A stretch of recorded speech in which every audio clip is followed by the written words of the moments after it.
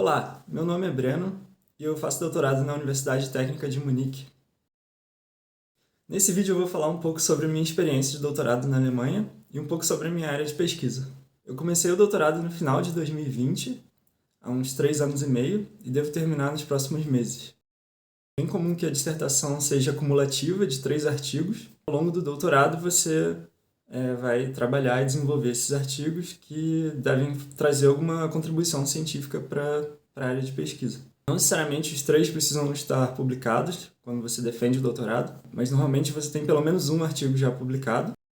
Espera-se também que você apresente em conferências ao longo do doutorado, que é uma experiência bem interessante porque você acaba conhecendo pessoas que trabalham também na mesma área de pesquisa. Pode ser que surjam ideias conversando com as pessoas na conferência. E também é legal porque te possibilita viajar, né?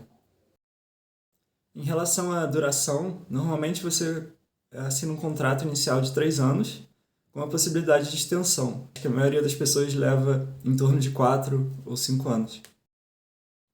Aqui na Alemanha, como doutorando, você assina um contrato com a universidade que é realmente um contrato de trabalho. Então você tem um salário e você tem uma série de direitos trabalhistas, muito similar a um CLT no Brasil.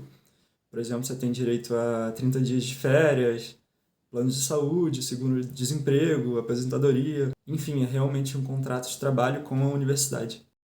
Os programas de doutorado na Alemanha são normalmente em inglês, então não é necessário saber alemão. É claro que é útil no dia a dia, quando você quer ir para algum restaurante, alguma loja ou resolver alguma burocracia, mas para o programa de doutorado não é necessário.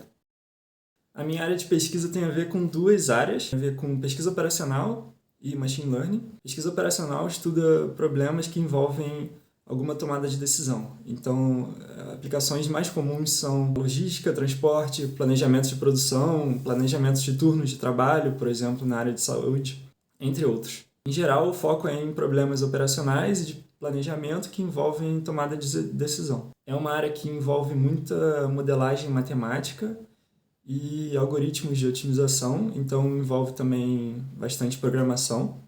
Então, por exemplo, um problema bem clássico na área é o problema de roteamento de veículos. Se você pensar numa empresa de logística que tem uma frota de caminhões de entrega, a área de operações dessa empresa precisa definir as rotas dos veículos, normalmente buscando as rotas com menor custo ou com menor tempo total de transporte. E alguns aspectos desse problema são bem definidos ou determinísticos, como, por exemplo, a empresa de logística normalmente sabe exatamente quantos veículos ela tem à disposição. O desenho e a disposição das ruas da cidade também fixo e de conhecimento da empresa, no sentido de que o desenho da cidade, das ruas, não vai mudar de um dia para o outro. Mas, por outro lado, tem certos aspectos que são incertos. Por exemplo, o tempo de transporte, você pode até estimar, mas não tem como você ter total certeza de quanto tempo você vai levar de um ponto da cidade até outro. Pode depender de congestionamento ou de acidentes na via, por exemplo. O tempo de entrega, ou seja, o tempo que o motorista leva para fazer uma entrega para um cliente, também é algo que é incerto, porque depende de vários fatores. Pode acontecer que o motorista chegue no local e o cliente não esteja em casa, por exemplo, ou que haja algum atraso ali na hora da entrega por diversos motivos. Pode ser também que o motorista leve muito tempo para achar uma vaga próxima ao local. É difícil saber exatamente quanto tempo você vai levar, né, para achar uma vaga. Então é aí que entra o machine learning, né? Machine learning é uma área muito conhecida hoje em dia, onde a ideia é usar dados históricos para tentar identificar padrões ou para prever certas variáveis que são incertas.